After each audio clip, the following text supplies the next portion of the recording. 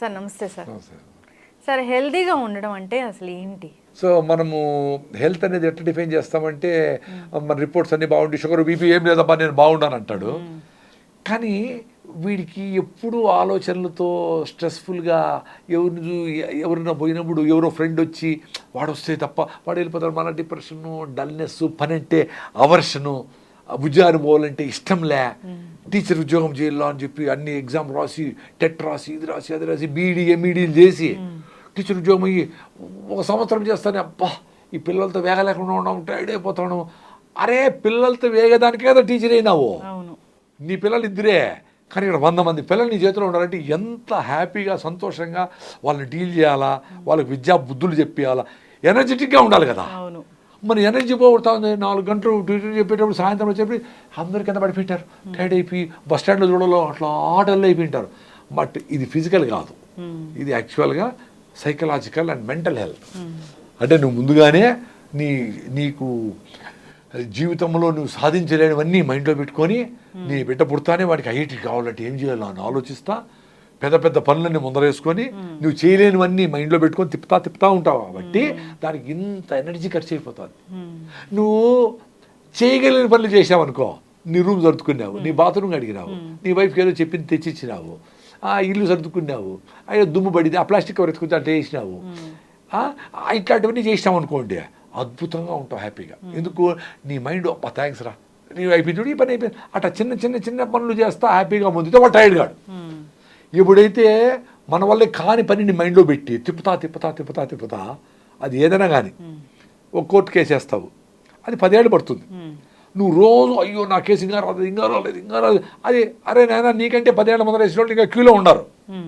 దాని గురించి ఎందుకో ఇప్పుడు మీకు ఏదైనా టార్చ్ ఏదైనా వేయాలనుకో టార్చ్ చేయాలా మళ్ళీ ఆఫ్ చేసేయాలా, వేసి అట్టే పెట్టుకొని ఉంటే టార్చ్ బల్బులు ఎగిరిపోతాయి. సో అట్లా మనకు ఏ ఆలోచన స్ట్రెస్ఫుల్గా ఉంది అది అనవసరమా, ఇప్పుడు అవసరం పడి దాని గురించి ఆలోచిద్దాం. ఇప్పుడు కాదు, వర్షం జూన్లో పడుతుంది, మార్చి నుంచి టెన్షన్ అయిపోయి వర్షం పడుతుందో లేదో అంటే వచ్చినప్పుడు చూద్దాము. దానికి ఏం చేయాలా, విత్తనాలు ముందుగా రెడీ చేసుకోవాలా, దున్నుకోవాలా, వర్షాల ముందర వచ్చేది అవి దాని గురించి ఆలోచించు. వర్షం పడకపోతే ఎట్లా అని అంటే ఎట్లా. సో అట్లా అనవసరమైన ఆలోచనలతో డ్రైన్ అయిపోతూ ఉంది మీ బ్రెయిన్లో ఉండే ఎనర్జీ. ఎనర్జీ లాగేస్తుంది. ఆలోచనలు ఫిజికల్గా చేసేది కాదు, మెంటల్గా ఆలోచనలు చాలా డ్రైన్ చేస్తాయి, మీ ఎనర్జీని లాగుతాయి. ప్రతి ఆలోచనకి అట్లా వందల ఆలోచనలు పనికి మాలినవి అవసరం లేనివి వచ్చి మిమ్మల్ని డ్రైన్ చేస్తూ ఉన్నాయి. ఆ సాయంత్రం అయ్యేటప్పటికి నా వల్ల కాదురా స్వామి అని స్విచ్ ఆఫ్ అయిపోతుంది. ఏది బ్రెయిన్ స్విచ్ ఆఫ్ అయిపోయి టైర్డ్ అయిపోయి ఎక్కడ పడితే అక్కడ పడిపోతారు. సో ఏ పని చేసుకునే నిరాసక్త అయిపోతుంది. ఇంకా రాత్రి ఏదో పడుకుంటారు కాబట్టి అది కూడా ఏదో ఏసీలు వేసుకొని మంచి ఫ్రెష్గా ఏమీలే. సో పొద్దున్న లేస్తారు ఆవిలిస్తారు, మళ్ళీ యాజ్ యూజువల్ కాఫీ టీ కోసం లేస్తారు కానీ పని కోసం లేరు. సో ఈ టైర్డ్నెస్ అనేది సైకలాజికల్, మోర్ ఆఫ్ సైకలాజికల్. ఎందుకంటే మీ ప్రొఫైల్ అన్నీ బాగుంటాయి, హిమోగ్లోబిన్ అన్నీ బాగుంటాయి అనుకుందాం, అయినా మీకు టైర్డ్నెస్ ఎందుకు వస్తుంది, ఆలోచనలతో వస్తుంది. సో సైకలాజికల్గా స్ట్రాంగ్ కావాలంటే నేచర్ కనెక్షన్ ఉండాలా. మళ్ళీ అదే చూడు పొద్దున్న లేయాలా, సర్కేడియన్ రిథం అంటే సూర్యోదయంతో పాటు లేచి సూర్యాస్తమయంతో పాటు డల్ అయిపోవాలి. మనం సూర్యాస్తమయంతో పాటు లేచి సూర్యోదయం డల్ అవుతా ఉన్నాము, రాత్రి అంతా బుర్ర తోలుతూ ఉంటారు. రాత్రి అంతా నైట్ ఫుడ్డీస్ అని ఏవన్నీ పెట్టుకొని రాత్రి అంతా తిని ఎప్పుడు తినకూడదు అప్పుడు తిని, ఎప్పుడు నిద్రపోకూడదు అప్పుడు నిద్రపోయి పొగులంతా రాత్రంతా మేల్కొని ఉండాము. మళ్ళీ ఆరోగ్యం కోసము దేవుని పూజిస్తాము, ఏదో దారాలు కడతాము, ఏమేమో చేస్తాము. అది కూడా మహిళలు చేస్తారు, భర్తల ఆరోగ్యం బాగుండాలా అని. సో ఈమె పూజలు చేస్తూ ఉంటే ఆయన పోయి తాగేసి ఆడ పడిపోయింటాడు. సో వెంకటేశ్వర స్వామి నాయన నీ భార్య చాలా కష్టపడతా ఉంది, నువ్వు ఎవరు ఎందుకు తాగకూడదు నాయన అని చెప్పి బుద్ధులు చెప్పించి ఆయన బైపాస్ చేసి థైరాయిడ్ రెడీ చేసి ఇదేనా దేవునికి పని.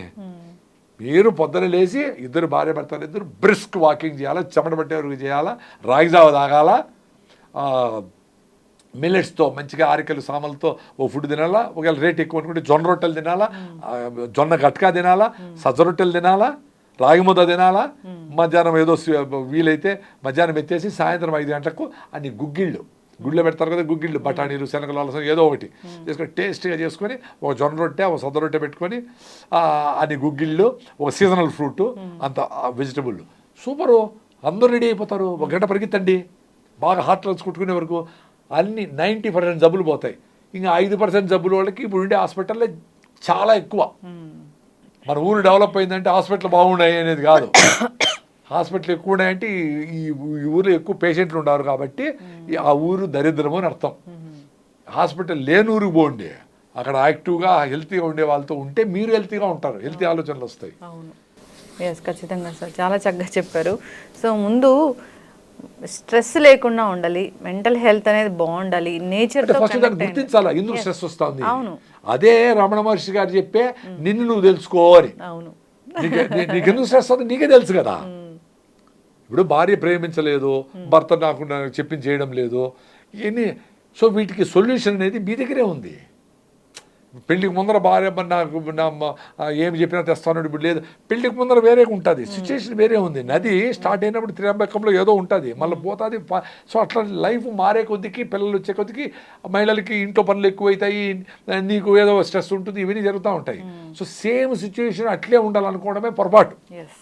మారిన సిచ్యువేషన్కి అనుకూలంగా మన అవసరాలు, మన ఆలోచనలు, విధానం మార్చుకుంటా ఉంటే స్ట్రెస్ ఉండదు. ఎస్, ఖచ్చితంగా సార్, చాలా చక్కగా చెప్పారు.